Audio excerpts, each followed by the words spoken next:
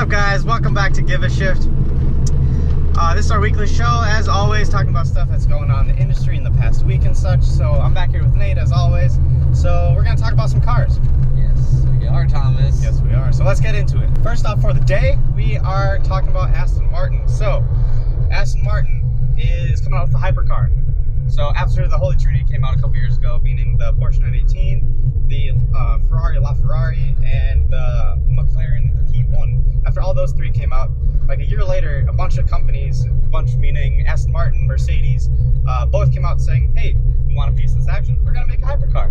So Aston Martin is actually partnering up with Red Bull Racing. So they are going to be developing a hypercar that will be a hybrid, as well as having a naturally aspirated V12 that just this week they came out saying that Cosworth is actually going to be developing this engine. So if you guys don't know who Cosworth is, they have been very successful in developing smaller engines as well as bigger ones like this V12 for various things. They worked a lot with Ford way back when. They do a lot of stuff with Rally. They're a very well-known engine builder, so that's kind of cool. This V12, like I said, will be naturally aspirated. It's going to rev to about 9,300 RPM, something like that. So yeah, really high up there. All the revs. Yeah. So will it have VTEC? No, this is not enough. Well, but revs like a VTEC. But it's going to be amazing. It's going to sound really good. Flat plane crank, so you can get that really high revs and stuff. Yeah. And another company that's also partnering with them, there's actually a lot of companies partnering with Aston Martin and Red Bull here, but another one is like Ricardo. They make the transmissions for all the McLarens, and they also develop engines for them as well, of which we'll get to that in a little bit. But that transmission for this Aston Martin hypercar will probably be a sequential 7-speed, I think it was, 7-speed sequential transmission. So not a dual clutch, because that's not. It needs to handle a little bit more power. And speaking of power, this car is going to have a 1-to-1 power to weight ratio. So about, yeah, in metric though, in kilograms. Yeah. So 1,000 kilograms to 1,000 horsepower. So it's gonna metric horsepower, that is. So it's going to be kind of up there with the Koenigsegg 1-to-1 that also has power to weight ratio of 1-to-1, obviously. So that's gonna be kind of cool. They might be showing it in Geneva in March. Maybe not. We don't actually know yet.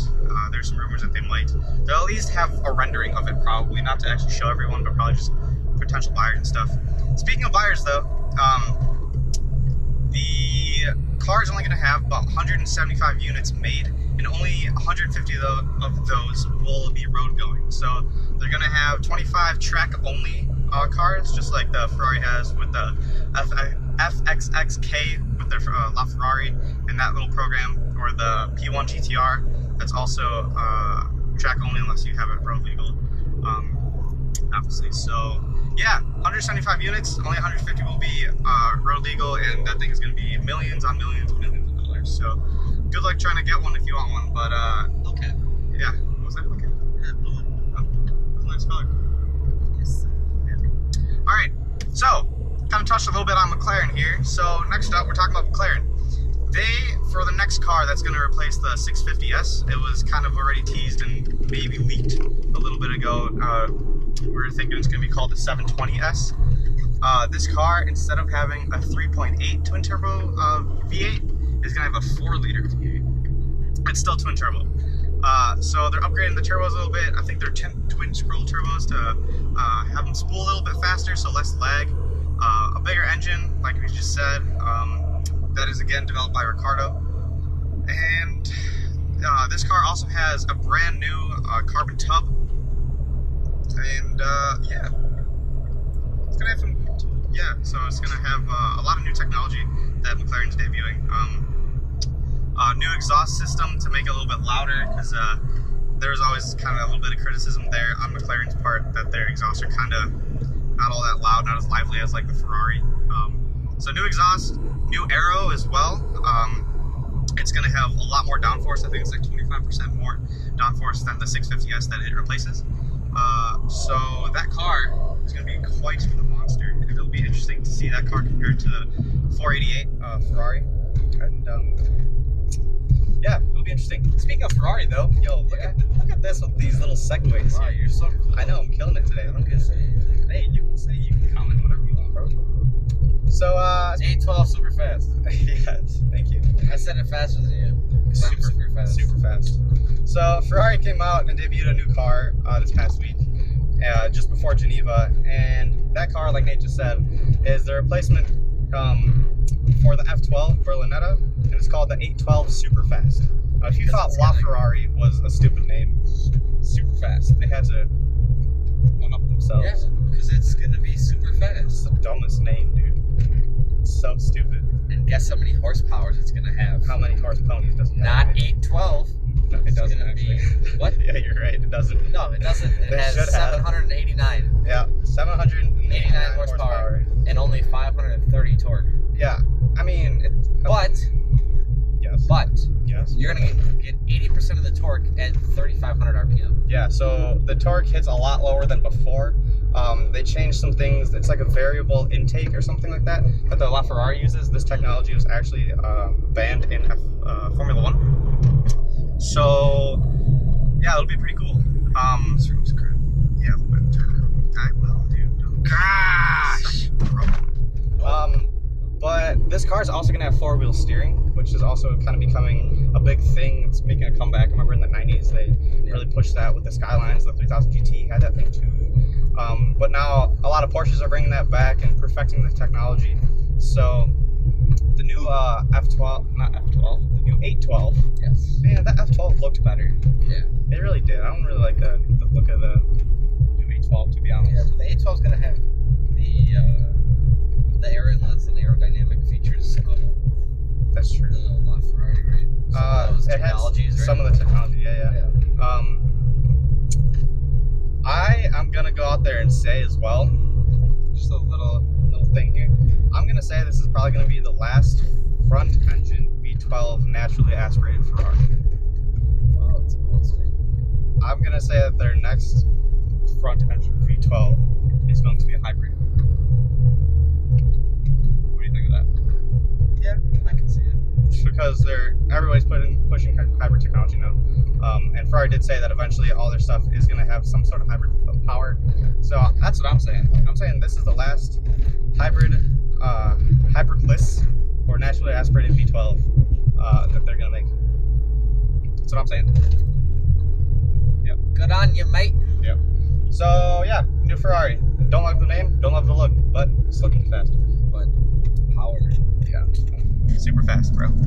It's gonna be fast and super fast. Next, we're talking about BMW. So BMW's back in the news again, but this week, some cool enthusiast news. So for the United States, they are going to be making a BMW M2 Performance Edition that is a manual only, which is kind of cool, especially because a lot of companies are not making the sticks anymore, you know? Yeah. Which is kind of unfortunate because you got to give a shift. Shameless plug. Anyway, so they're going to make this car, the BMW M2 Performance Edition. So this car, like I said, is going to have a stick only, 6-speed manual. It's going to have lighter seats, a stripped interior, so that means lighter seats that are not power seats, they're manually adjustable. It is going to have M Performance exhaust, M Performance coilovers, the more standard stereo system, so it's not going to have like the Harman Kardon, Bang & Olufsen, whatever they use, stereo. It's going to be more of a basic one, so that is lighter, of course. They might have a small bump in power as well, and it's going to cost another $10,000. Yes, so they're going the Porsche way, giving you less and charging you more. Yeah. Yep. So, and I think it'll be pretty fast though. I do really like the M2. Out of all the BMWs that they sell, I think that would be my number one that I would look at buying. Whether or not I would actually buy it is a different story, but I think it's the perfect size. With a stick, I think the thing is a very good kind of modern, a modern look at an old M3. So, because the M3 kind of got kind of big now, and Yeah. you know what I mean. But I really personally love the M2, and 2's my favorite number, so can't really go wrong there. But yeah, it'll be kind of cool that BMW is bringing back a manual-only option for this car. My phone keeps going on. Put that bad boy on silent. Yeah, come on, Ian. Jeez, mate. All right. So, lastly for the day, talking about some specs, because specs are always cool. Hey, what's up, fam? Specs. Mark Ford. So we're talking about some specs on the new Bugatti Chiron. Oh. Yes. So, as I hope you guys know, Bugatti about a year ago came out with the Chiron, the replacement for the Veyron. I personally think it looks a lot better. I really like that car, actually. So many monies. I think it's like 3.5 million euros. But they came out with some cool specs this week. So this car that they haven't actually told us their top speed yet. I don't even think they've done a top speed run on their little test facility yet. But this car does 0 to 250 miles an hour to 0 in 1 minute, in under a minute. Like, think about that for a second. That's pretty fast. Yeah. Like, that's quite impressive. But if they were able to do that test, why couldn't they just do a top speed run? I don't know. You know what I mean, though? Like, it's a Bugatti. It's known for, like, going extremely fast and being extremely luxurious. Yeah. So, why don't you just top speed it? I don't know. That's But a nice house. was it? Yes, it was. But yeah, so Bugatti Chiron, very fast car, as you'd expect. So as we go around this roundabout, All the roundabouts today. yeah, honestly, man, it's a really nice day today. Yeah. I love this. All right, guys, that is it for this week. I'm sorry we didn't have a show last week. It was just, life was crazy. Being a full-time student, working basically full-time, it was kind of hard to logistically, you know, get a video in. And we filmed one, but there was really bad noise in the background for some reason. We had the windows down, that's why. We were enjoying the nice weather. Yeah, it was really nice. But it was... We have learned from this mistake. Windows. So sorry we didn't have a video next week. But if you guys haven't, last week actually, but if you guys haven't checked out our Chicago vlog, I just posted it this past weekend. So definitely go check that out. You can click on it in the end of this video. Make sure you do that. As always, if you like the video, like, subscribe, do all that stuff. You know what it is. So yeah, signing out for Give a Shift. This is Nate. My name's Thomas, as always. See you guys next week.